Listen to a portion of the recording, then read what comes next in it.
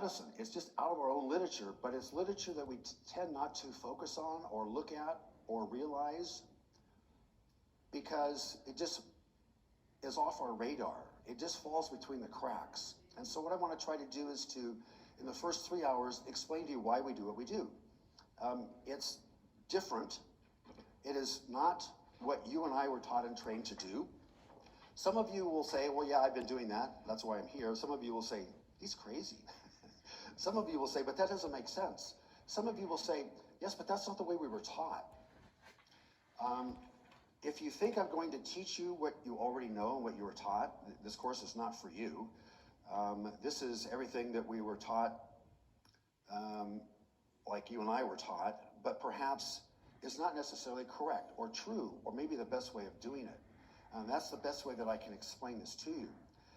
It's really, really simple in concept. What's not so simple is it's not the way that you and I were taught and trained.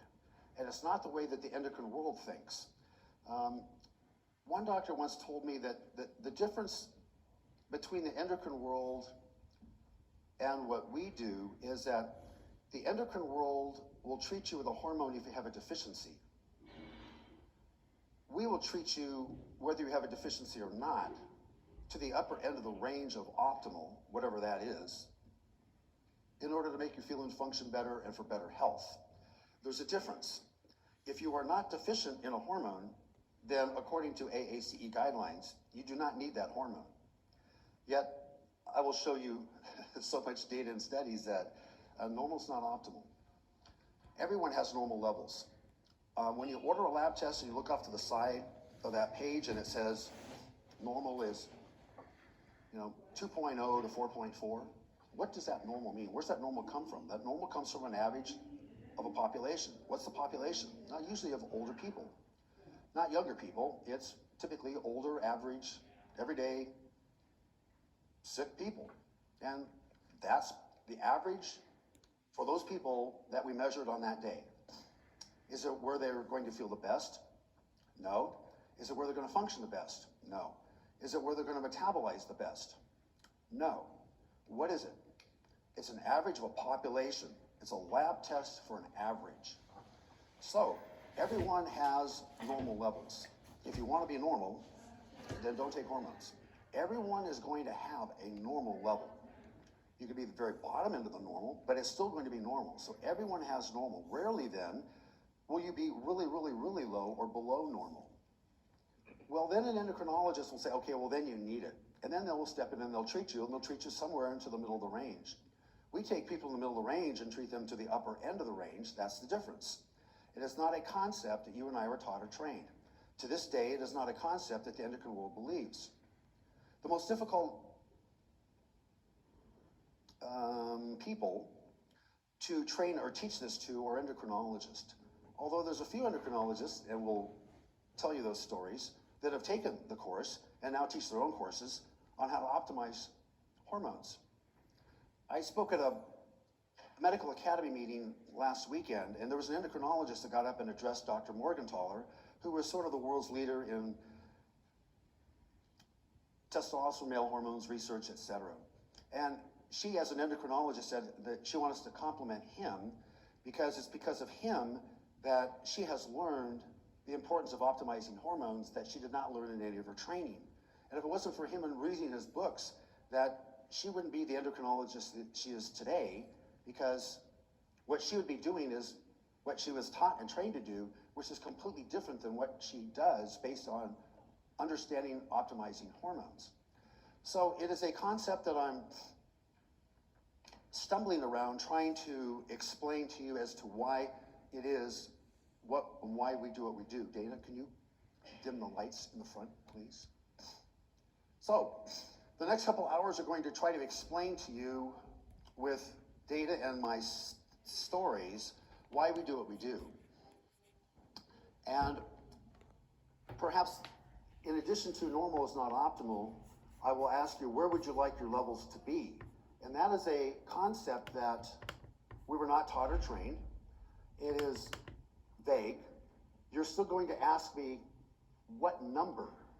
In the forum the other day, or I gave a webinar the other day, and there was still somebody after an hour of forum on thyroid, there was still somebody that asked the question, you know, what is optimal free T3?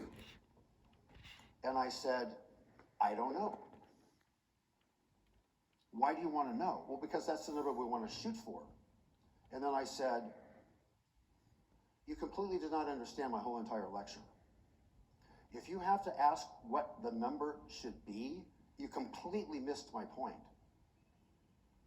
At what point, at what number does the body respond? It doesn't. Everyone is different. Some people need a little bit, some people need a lot. Some people are in the middle. Some people need a really high amount. Some people, rarely, 1 out of 10,000, will be very sensitive to it and can't take any hormone, whether it be estrogen, progesterone, whatever hormone it may be.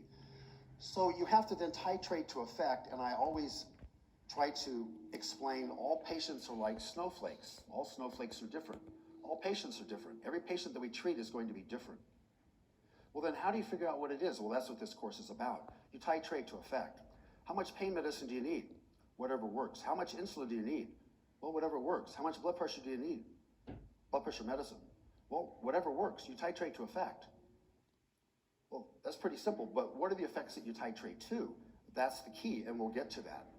So where would you like your levels to be? And please understand that normal is not optimal. And you're going to come up to me during this course, and many of you are going to say, well, I have this patient, I tested the levels, and the levels were normal. That is completely meaningless to me. This is normal. Normal and normal. This is where you are. When you're young, you're up here. When you're old, you're down here. And that's still normal. And there's such a wide variance in normal. So when you say they're normal, I have no idea what that means. You can give me a number, and you can give me a symptom, and you can give me a circumstance. Somebody can have a perfectly normal level of cholesterol. Some people can have very low levels of cholesterol, and they have very, very, very, very severe heart disease. Some patients have levels of 300 to 400, and their vessels are perfectly clean. So what number of cholesterol do you want to shoot for? Well, it depends on the person. It depends on their circumstance. It depends on the disease process. A lot of it depends on symptoms. A lot of it depends on signs. And we'll go through those signs. Signs like what? Like visceral fat, ApoB, LDL cholesterol, hemoglobin A1C, body mass index, body weight, fatigue. Those are all the symptoms and signs that factor in to treating. It took me a while to figure that out. I will go through that, but I will show you all the literature that pretty much explains it. So this is why we do what we do. And it's a hard concept for you, some of you to understand. Some of you will be excited about it.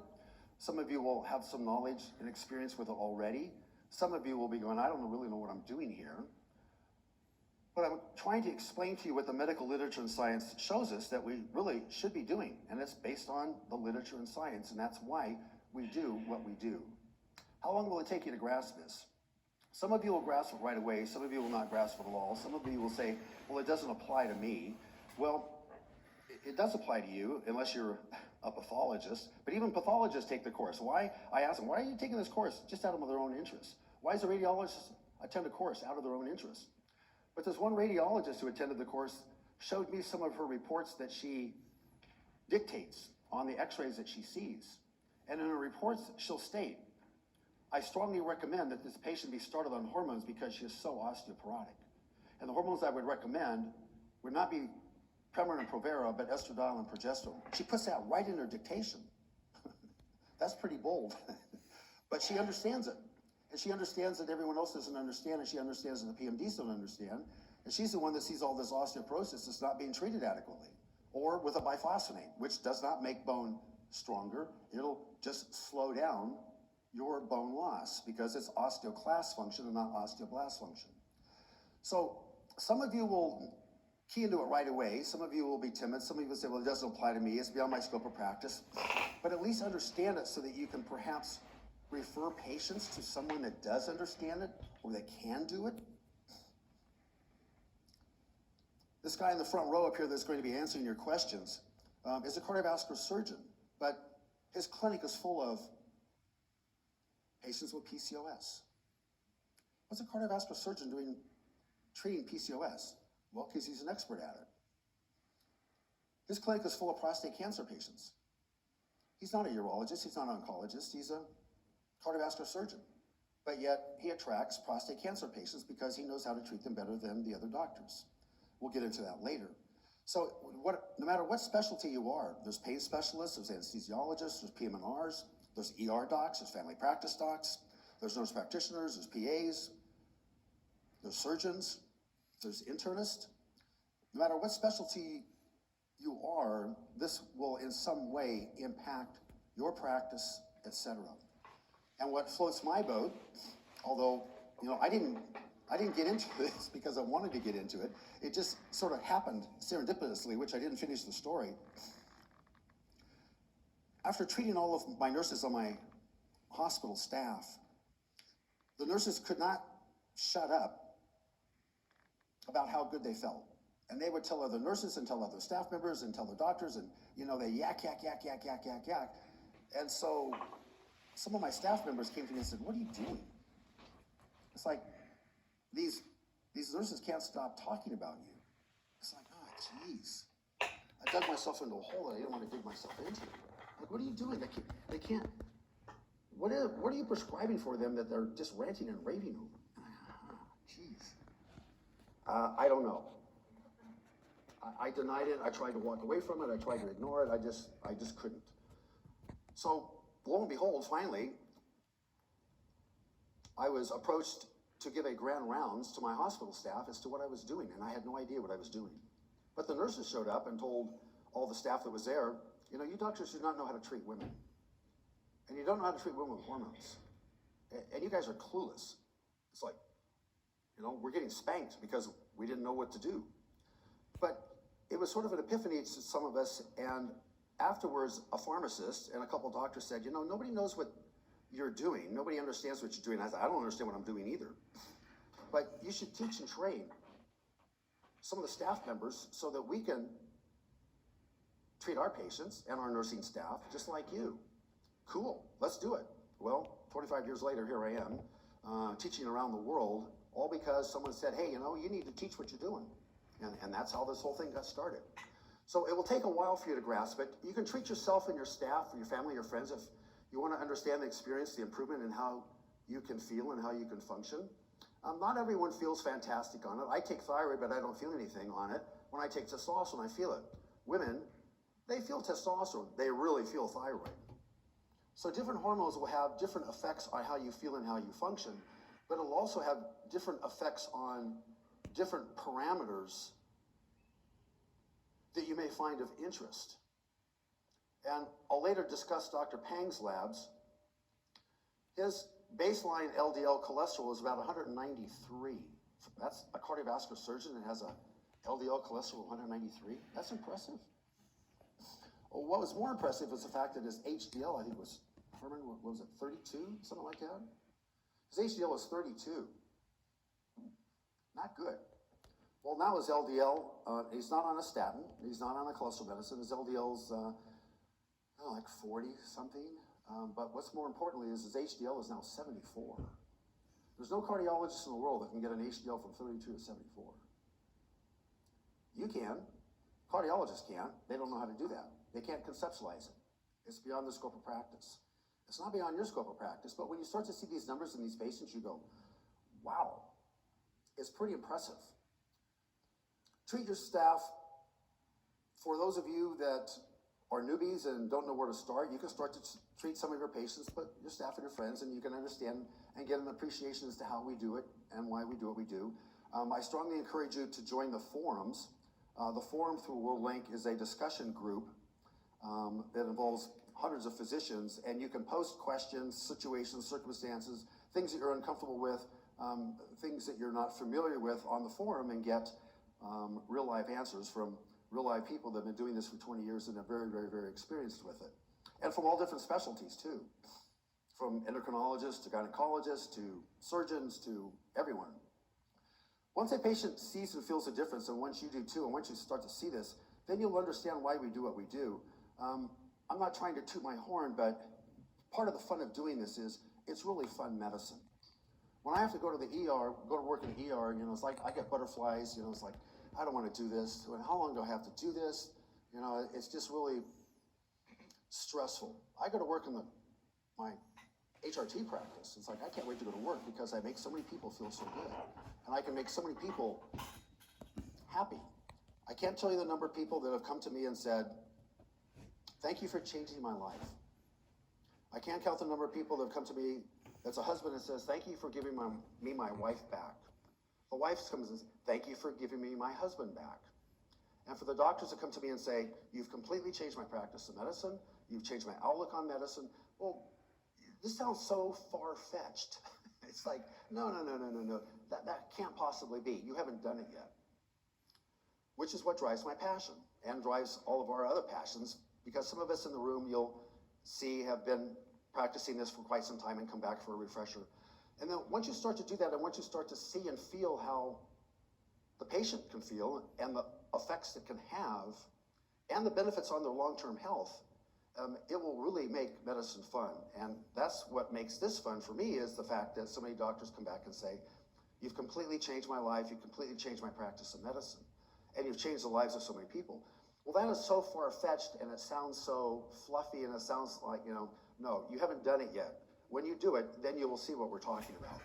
And once you understand the science and experience the patient feedback, which is really a lot of fun, you'll fully understand why it is we do and why we do what we do. Once what's foreign to you will become a passion. My style is that I'm sarcastic, and I try to use the sarcasm to poke fun at us, at me. It's my mother's sarcasm that she passed on to me as a teaching tool. So pretty soon you will understand my sarcasm. Pretty soon that you'll start to become sarcastic too. And by sarcastic, I don't mean to be obnoxious. I mean sarcastic meaning that why is it that we still continue to do what we're doing when it doesn't really make sense based on the literature and studies and science to show otherwise? Well, because it is the way that it is. Well, why is it that way? It is the way that it is, and you just have to accept that that's the way that it is. But it shouldn't be that way. If this shows there's so much better benefit doing this than that, why don't we do this? Why have we always done that? And that's my sarcasm in that, yes, I understand it does not make sense. So please be patient with the process. I hope it'll be a fun learning experience to you. So, are we really going to use this, your labs look normal speech again? Do I look normal to you? I've heard it a million times, and you will hear it a million times too, and I continually see, yes, everyone has normal labs. If you're not really normal, then you really need it. But most everyone has normal, but normal is not optimal, which is a big difference. Let's jump in. This is from the psychiatric annals years ago. Interesting, yes, even psychiatrists take the course and utilize hormones in their course, in their training. And in this whole entire issue of psychiatric annals, it addresses the male hypothalamic pituitary gonadal axis and the implications in psychiatry. Many psychiatrists will give men SSRIs, and it does this. And we want to do this. And when we take a medicine that does this, it even makes us more depressed. We're not depressed because we're low on dopamine or serotonin. We're depressed because we're low in testosterone. And when you replace that, pink, a whole new world opens up. Problem solved. Depression gone. I feel great. The effects of estrogen on mood and cognition in aging women. When women go through the menopausal transition, almost every paper, every study demonstrates an increase in depression. The treatment for that depression that they get at menopause is an SSRI. Oh, you didn't like my sarcasm? Well, that's what all women get. But they lost estradiol, and we're giving them an SSRI in place of it. Well, yeah, well, that makes sense. But what was lost was estradiol. That's the estrogen. Why don't we replace the estrogen? Well, because we can replace the SSRI. Well, why don't you replace the estrogen?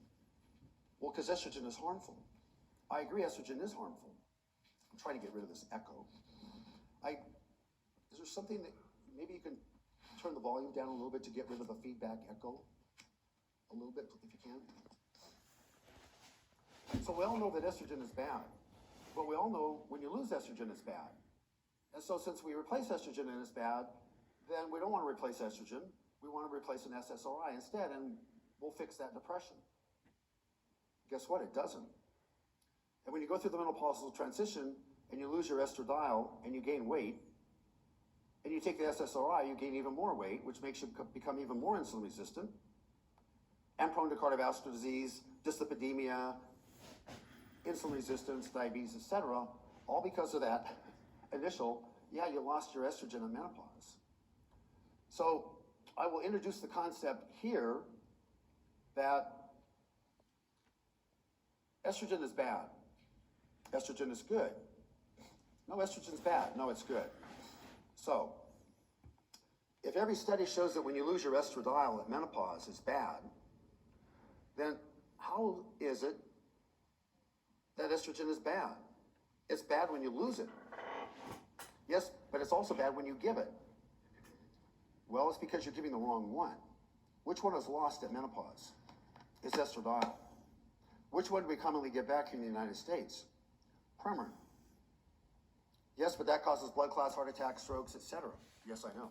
So you can't use that one. Well, what about estradiol? Why can't we use estradiol instead? Well, you have to assume that the risk is the same. You've assumed incorrectly. In Europe, they only use estradiol. The rest of the world, they just use estradiol. They don't use Premarin. In the United States, we only use Premarin. We're sort of forced into that corner because of the medical academies that tell us and teach us and show us you have to use conventional hormones, and that's Premarin and Provera. Yes, but there's breast cancer, heart attacks, strokes, and death with it, yeah? So it's bad, yeah? But when you lose estradiol, it's bad. Why don't you replace the estradiol? Well, because we got Premarin. You didn't answer my question. If you lose estradiol, why don't you replace the estradiol? If you lose testosterone, why don't you replace the testosterone? If you lose thyroid, then why don't you replace the thyroid? Well, because we're taught and trained to do otherwise. Why? Because of the pharmaceutical industry that sort of supports our medical academies, and we don't want to shoot ourselves in the foot. So, from here on, I don't use estrogen. I don't recommend that you use estrogen, and I don't ever use estrogen. But in my world, estrogen is Premarin. I always use estradiol. I never use estrogen, if you get my drift. So it's a play on semantics. In the WHI trial, the researchers originally reported that estrogen and progesterone increased the risk of breast cancer.